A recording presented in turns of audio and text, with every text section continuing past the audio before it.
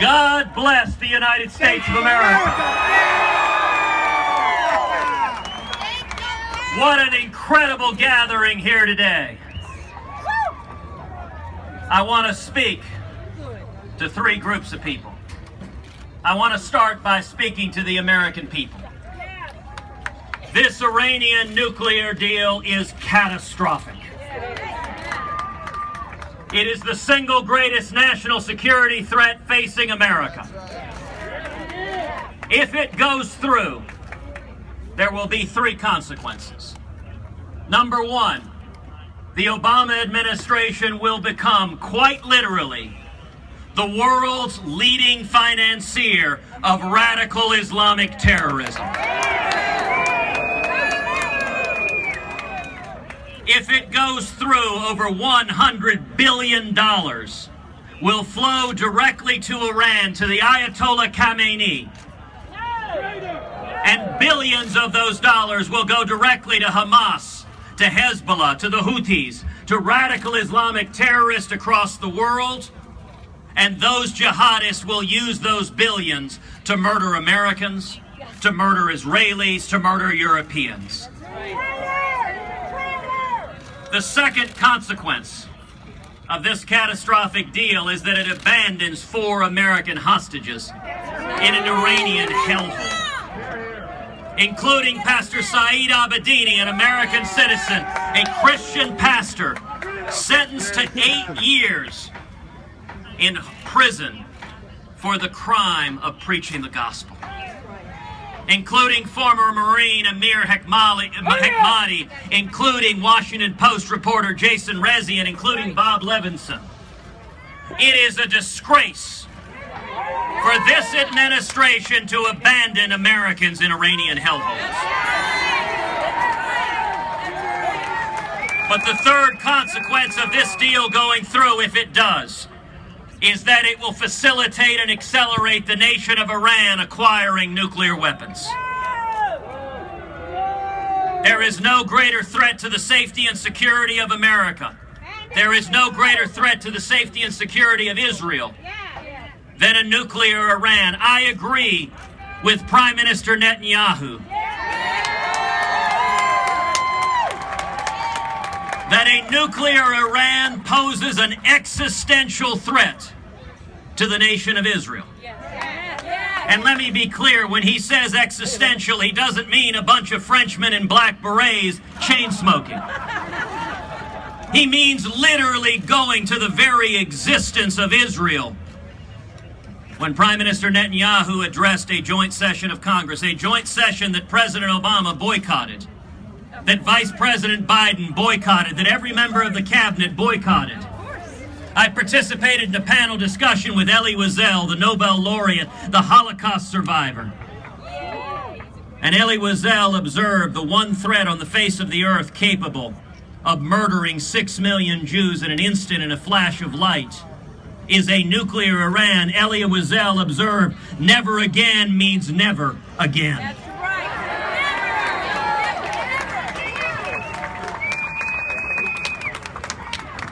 The second group I want to address are Democratic senators and Democratic members of Congress.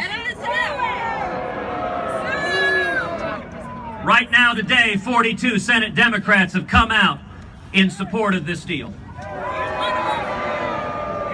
It is my hope and prayer that every one of those Senate Democrats reconsiders, that they go home and they fall to their knees and they pray tonight. I agree with former Democratic Senator Joe Lieberman that this vote is quite likely the most important vote that any member of Congress, any member of the Senate will cast in their entire career. There was a time when there was a tradition of Scoop Jackson Democrats, of JFK Democrats, of Joe Lieberman Democrats, of Democrats who were willing to defend national security. Sadly, that is becoming rarer and rarer in today's Congress. So to every Democratic senator, they are facing a choice. Do you value the safety and security of the United States of America? Do you value standing with our friend and ally, the nation of Israel? Do you value the lives of millions of Americans? Or do you value more party loyalty to the Obama White House? To every Democratic senator who has said he or she will support this deal, I ask you to consider, how will you look in the eyes of the mothers and fathers of our soldiers, the hundreds of soldiers, American soldiers, who were murdered in Iraq with Iranian IEDs that came from General Soleimani?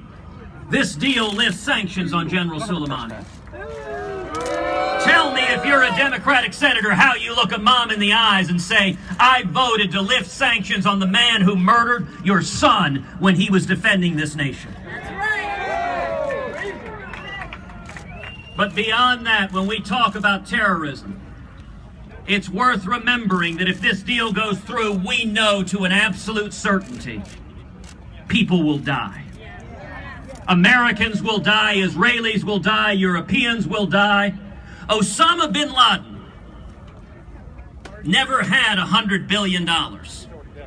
He was filled with bilious hatred and, using rudimentary tools, murdered nearly 3,000 Americans on September 11th, 2001. We're now talking about giving the Ayatollah Khamenei, a theocratic homicidal maniac who hates America every bit as much as bin Laden did, giving him $100 billion to carry out his murderous plan. I want to ask every Senate Democrat, how will you look in the eyes of the mother or father or sons or daughters of those who are murdered by jihadists, those Americans who are blown up, those Americans who are shot, those Americans who are killed, those Israelis who are murdered? And let me be clear, if you vote to send billions of dollars to jihadists who have pledged to murder Americans, then you bear direct responsibility for the murders carried out with the dollars you have given them.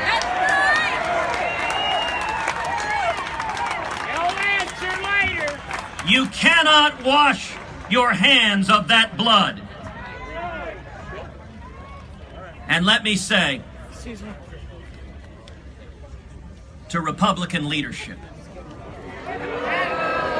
well, hold on. I come not to bury Caesar, but to praise him. I want to give a path forward. There are two men in Washington, D.C. who can defeat this deal. Their names are Majority Leader Mitch McConnell and Speaker John Boehner. Under the terms of the Corker-Cardin review legislation, the clock does not begin ticking until the president hands over the entire deal, and he has not handed over the side agreements. What that means is that all that has to happen is for Mitch McConnell and John Boehner to say the congressional review period has not started. Under federal law, it is illegal for Obama to lift sanctions.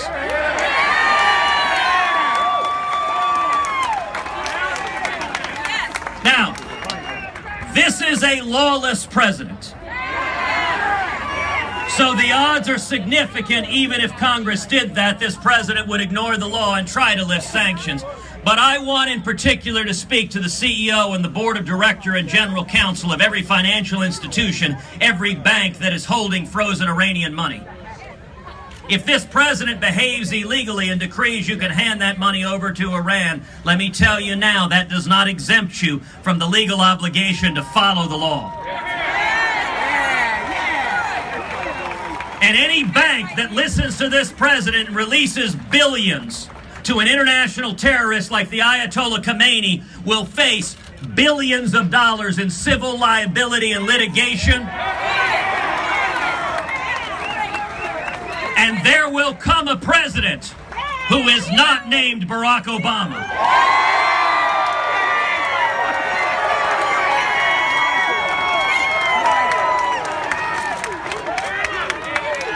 Mitch McConnell and John Boehner can stop this deal if they simply enforce federal law.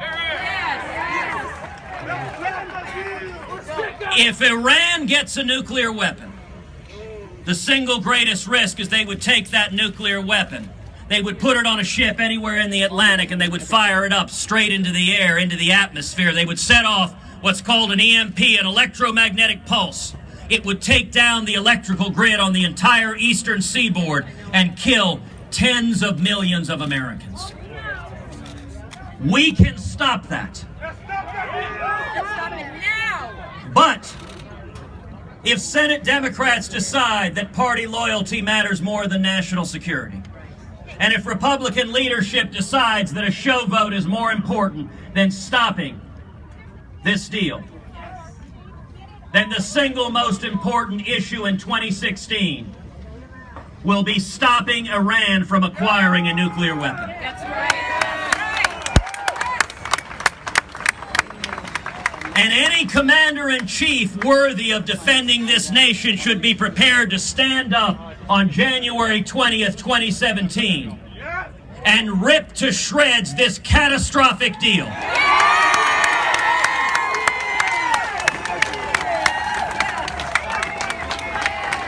Any commander-in-chief worthy of defending this nation should be prepared in January 2017 to look in the eyes of the Ayatollah Khamenei and say, under no circumstances does Iran, led by a theocratic Ayatollah who chants death to America, under no circumstances will Iran be allowed to acquire nuclear weapons.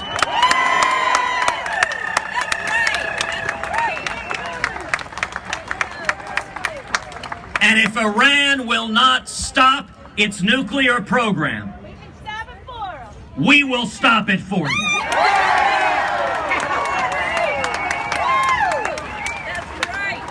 I want to thank everyone here for this rally. I want to thank Tea Party Patriots. I want to thank the pro-Israel groups, the national security groups. I want to thank my friend Donald Trump for joining us today.